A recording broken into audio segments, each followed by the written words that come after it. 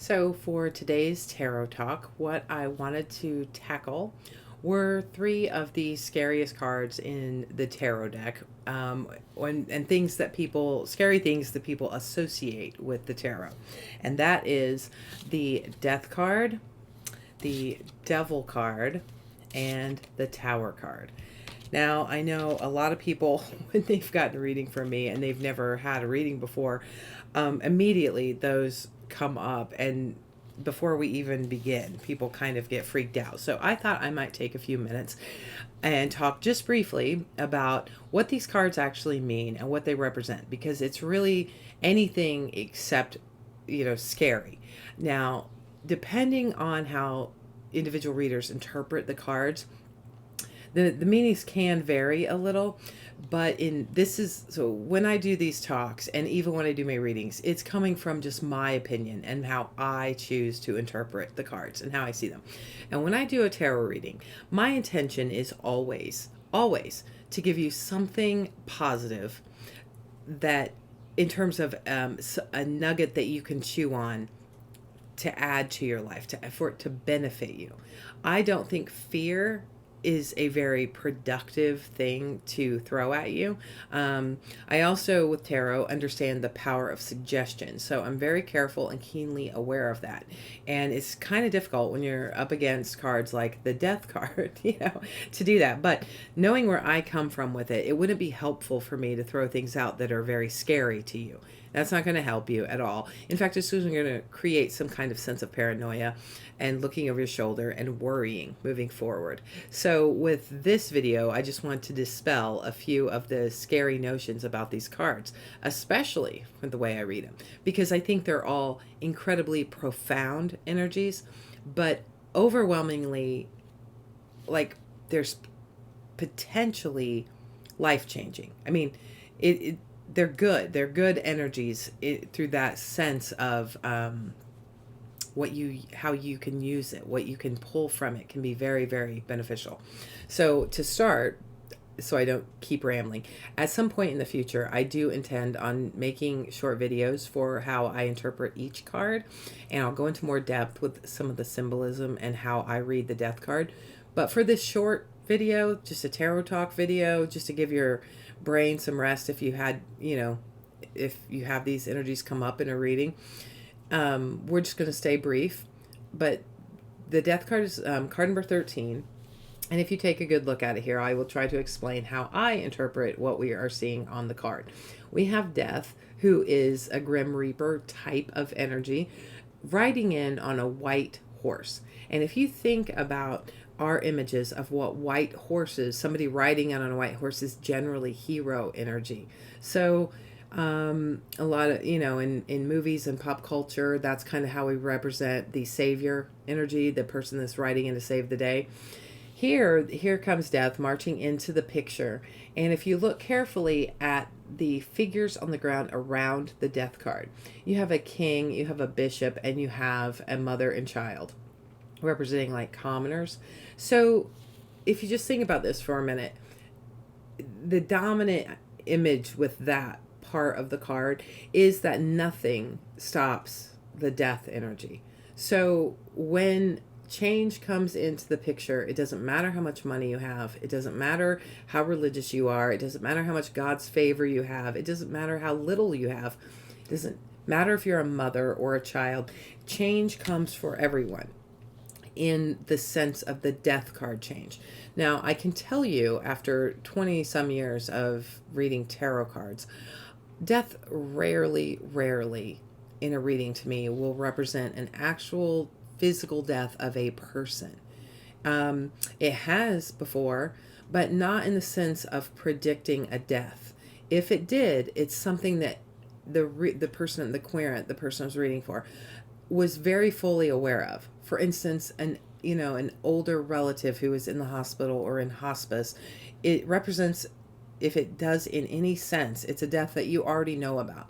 This is not like a card that would come up that you would have to worry about, oh no, this is in the near future and I might die. It's not that kind of energy at all.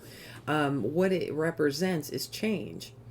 It represents the kind of change that we don't have a lot of control over. It can be, it's generally very natural. And in that sense, as humans, we know we're going to die, but it's just not helpful in a reading to throw that out there and predict that, because tarot readings are not supposed to take away your power. They're just supposed to add to your introspection. So it free will is very much a part of the way I read tarot. And so this is more natural than that. What I like in this card too is the idea of like the seasons changing. Okay, we can't stop that. It doesn't matter how much money you have. It doesn't matter, how high up in your church you are. It doesn't matter what you're doing tomorrow. It doesn't matter if your kid has a soccer game or not. The changing of the seasons is just natural. It just comes. We have cycles to our life, and things come and they go and they change. If you have a job and your company closes, that is not something that you can control. That is something that is much bigger than you or me, and it is a change that happens. And in a financial cycle, certain companies close, and when you hit retirement age, you retire. That is a change that just comes. So this represents big life affecting, life altering change generally. Now, the idea of big or little is relative, because this can play out in a much smaller way also. We buy appliances. Those appliances have a certain lifespan, and when it's time to update our kitchen, we go get new appliances. And so it's kind of big, little, depending on what your question or the topic of your tarot reading is about. But there's not anything really scary in this card unless we're trying to resist this. Unless we are the bishop sitting there praying, trying to change something that we don't have control over, trying to stop it. And often if the card comes up reversed like this in tarot, this is us clinging to something that is changing and we're not willing to let go of it. So that's where our pain comes in. Otherwise, normally the death energy just comes in a very natural way, and it ushers in change. And the way this can be really, really positive is because we know as humans, nothing stays the same anyway.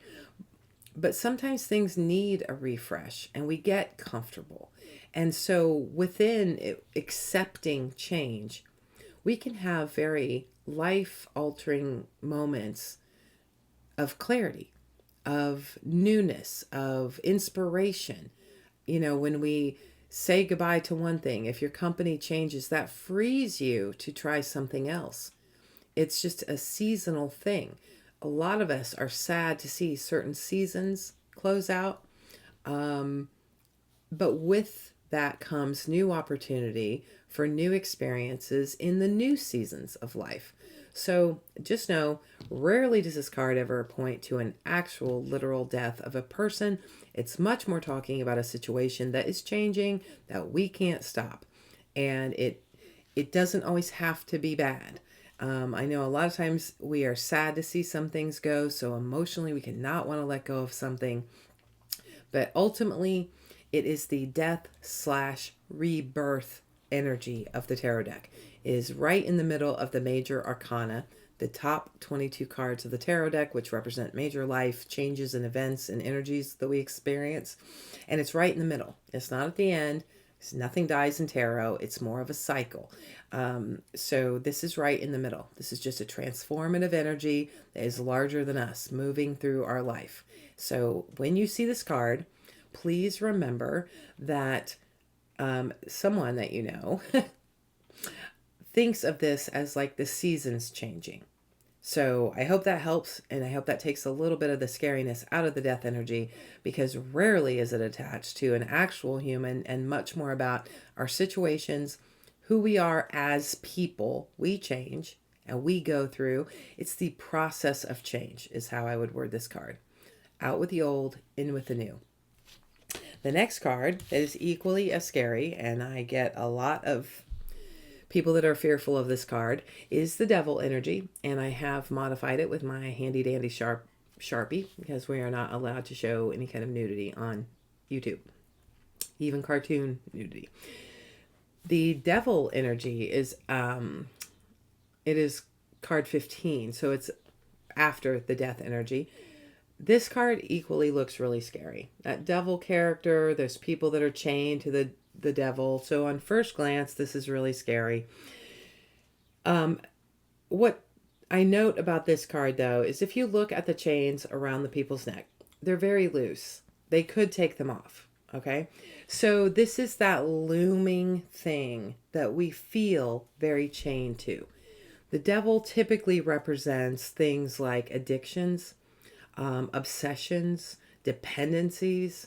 It can represent things like shame and guilt, things that are like carrying that we're tying ourselves to. And so it's kind of like our own doing, like the devil in a weird way is just this thing that we attach to. And when it comes up in a reading, it's actually really positive, because when it comes up in a reading and the reading is about you, and the whole point of the reading is to give you more like self-awareness, something to think about, a different way to look at something. When this comes up is your moment to gain more self-awareness of where you are carrying or chaining yourself to things that you don't have to, that aren't necessary. You know, if you're feeling out of control, like you are more of a, there's a helplessness associated with the devil card, like we can't do anything about the external circumstance. When you get addicted to a substance, you know, you feel like you can't live without it. When you have issues of codependency or dependency of any kind, you don't feel like you can live without that thing. When you're dealing with intense guilt over just being you and the things that you want, your desires and your actions, that guilt is something that isn't helpful to you in the least. And you might be the only one even thinking about it, but you're still altering who you are, chaining yourself to this thing that isn't serving you at all. So when it comes up in a reading, there is an awareness here to look at where you might be doing this in your life or the situation. And it's a moment of liberation, recognizing that you don't have to, you're not helpless in the situation, that you could do things, that this thing isn't really something you have to carry. That's what the recognition is when this comes up. That's the point of this card coming up, is to point to you basically the opposite. You are not chained to that thing. Those chains are super loose. You are carrying something you don't need to carry. You do have more options in a situation. And it's big because, well, if you notice the black background, everything in tarot is symbolic. So the coloring of the background also is. And there are a few cards that have a very black background because it represents that darkness, the shadow side of ourselves that we don't want to face, that we're too afraid to face, we're too ashamed to face. But in the face of it, when you turn the light on and you see it clearly for what it is, then you get the aha moments. Then you get the realization that you are not chained. The chains are loose. You do have power. You do have control in a situation. So this nasty, ugly card that shows the mood, you know, that darkness, that blackness of the things that we carry in our most shameful ways, we don't need to. And once it comes up in a reading, me as a reader, it's not that I like to see it because this implies this is what you're living with. And I never want to think about people living under this kind of shadow. But once it comes up in a reading, you might be experiencing something in your life that can liberate you, that just the self-knowledge. So this is more of that moment of looking in the mirror to see that it's not nearly as scary. You know, the chains aren't binding. You are not helpless. And I love that energy for this. So it is scary. It's not an external thing like you would think with the devil, you know, but it does represent a heaviness, and we all have it in some way in our life. We all have things that we carry around that we may not even be aware we're carrying. Some of them are more obvious, things like addictions and things like that, but other things like the guilt and the shame and the need to stick to traditions that are not ours, not being ourselves, the compulsions to people please and to be something else for other people, all fall under devil energy. And the recognition is when we turn the light on and see what we're doing to ourselves. So It's not the best energy to come up, but when it comes up, it's much more of a hopeful moment that something in your life is going to point this out to you. And it's a chance for, a new day. On the heels of this card, that's 15. The Tower energy is 16. That's what comes right after. And I'm going to show these together because the Devil, here we have awareness. Awareness of what we're carrying around. Awareness of the darkness that we're sitting in. And then all of a sudden we have the brainstorm. The aha moment. The time that everything shifts. And it is a light bulb moment. It is lightning striking a building. And it's not just striking any building. It's one that is built on faulty ground. All right. Normal lightning comes out of, the sky, and it strikes. Thousands of lightning strikes every day around the world. The nature and the symbolism of this card is that there can be structures built. We can have routines. We can have structures that we build up as communities, as collectives, or even as individuals, and we can live our lives in a very certain way. But if they're not built on stable foundation, if they're not built right, correctly, and honesty with integrity, lightning can strike and the whole thing will crumble.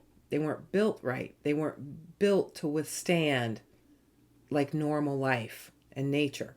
So I'm getting kind of, I need to save some of that talk for the card itself. But if you look at the nature of the card, lightning has struck this building. The top comes off. It displaces the king and the queen. They are knocked out of the tower. And that implies that the slaves, the servants, the people that don't have windows, that are living in the base of the castle, are free. So what this talks about is a hierarchy change. Like the old structure is completely gone because it wasn't built with integrity. It wasn't built to last. It wasn't built in a solid, fair, balanced way. And this can be anything. This is just imagery here. The other implication of this card is it comes out of the blue. Of all the technology we have, of all the great things that science has done for us, we still really, we cannot pinpoint where lightning will strike. That is one of those things that happens, and it has to be under the right conditions for it to happen. The actual energy of this card is very, very similar to the energy of the Death card. They are both Scorpio energies. That's the association with astrology. The difference is the Death card we see coming. It's natural change, right? We see the evolution of things. We see the ending of things. We know the temporary nature of the seasons changing. The Tower is something we don't even see coming. It's instantaneous. It is change that happens mainly because we didn't take heed to something prior to that. So with these two cards together, sometimes, I was going to put them this way because that's the order that they show up. Sometimes the Devil energy could be something like, if this were an addiction, the Devil energy could show up where you had a night of drinking, right? Where you have spent time prior to that and maybe you weren't aware of how much you were drinking. But then you particularly have one night where you do something really, really stupid and it becomes the Tower moment. Maybe you land in jail. Maybe you make such a fool of yourself, that there's no coming back from it. It forces you to look at it. And that becomes the aha moment where something has to change, right? So we get into this lazy behavior of drinking, or we drink because we're sad, or we do it just, whatever why we act like we do with our compulsions and our obsessions and our addictions and our thinking that we don't have a say-so. We usually get to a moment that shakes us. And I think some people call it a significant emotional event sometimes will happen, and it will just be just like that. You see very clearly that we can never go back to the way it was. Sometimes we bring this about ourselves. Often it doesn't. It comes from something larger than us. You keep doing something over and over and over, getting away with it, and one time you're not going to get away with it. So Tower energy is shocking. We don't see it coming. It is change that can incite panic. You think about what would happen right after the lightning struck. There could be mass panic. But out of this, out of a massive change that was out of our control, suddenly comes the potential to rebuild. Only this time we know how to rebuild it in a more solid way. So this is clearing out the old in a very quick fashion, because it can get a little deeper, but in the fool's journey, it's basically because we've ignored the warning signs. And when we refuse to change, when we refuse to let something go, when we refuse to let go of our addictions and obsessions, and then all of a sudden the tower hits and something forces us to face it and change. And we are changed from that out. This offers so much enlightenment. It offers a chance for liberation and redemption and rebuilding. It's a fresh start. It's clearing the old and making way for the new. A really great analogy would be building a castle in the sand very close to the water's edge and tempting it, right? Thinking that we know better, our ego kind of getting in the way. We know that we can get close to the water. We know that. And then all of a sudden a big wave comes in and washes it out, right? Tower. And then we realize maybe we don't know everything and we need to step back and observe a little bit so we know where the water's coming in, so that we know where to build at a safe distance. So there's a lot of ways to take this card. It can, again, like every other card in the tarot deck, it can talk to something really big in your life. It doesn't have to be all these huge, profound things. It is a profound energy, though, because after the tower shows up in a reading, things will not be the same. This is a moment of change. And I like to read it as, I like it when it shows up in readings as like an aha moment. This is a brainstorm moment. This is your mind changing about something you've always thought.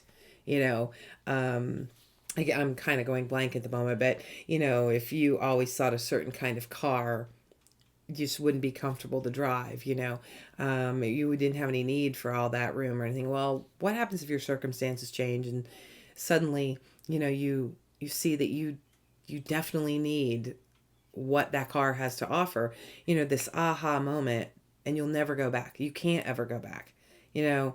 Having 8 kids is going to make you have to drive a van, because there's no other way around it. So it doesn't have to be big, huge, profound things, but it can be. And I know I've been a little bit wordy about that. That's why I kind of set these tarot talks up as talk, because it's helping me work through what I want to say. But it is good to know and good to share that these 3 very scary energies in the tarot deck are actually not very scary. And they all have that thing in common about embracing change, liberation, opening up new possibility, rebuilding, rebirth.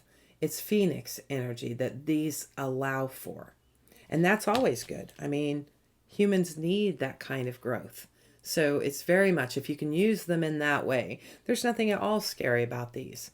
We may not want to look at them, and we may not want to think about where those could happen in our life, but we often project that they're going to be negative, where in fact, a lot of times they can be positive, especially the tower. This could be you just working away at the job you do, and then suddenly, without any knowledge from you, your boss comes and says that they've been noticing and they want to promote you. That's tower energy. Surprise proposals, tower energy. Your life won't ever be the same again. We tend to fear these things, but they're not. They're actually really good. Devil energy. You get into these habits.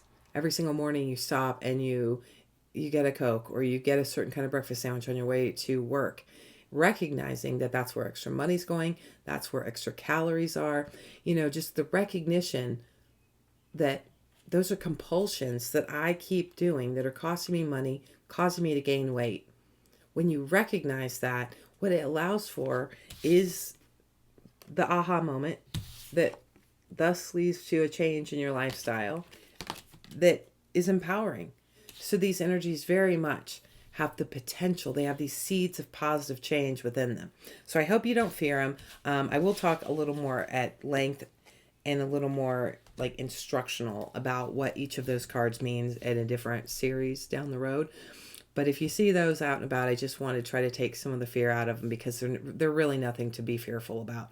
They all really represent positive self-awareness and change, which is basically, to me, the most valuable way to use the tarot deck. So I hope that helps. Please send me any questions. I'll be happy to try to cover anything you might have questions about. Thanks. Bye.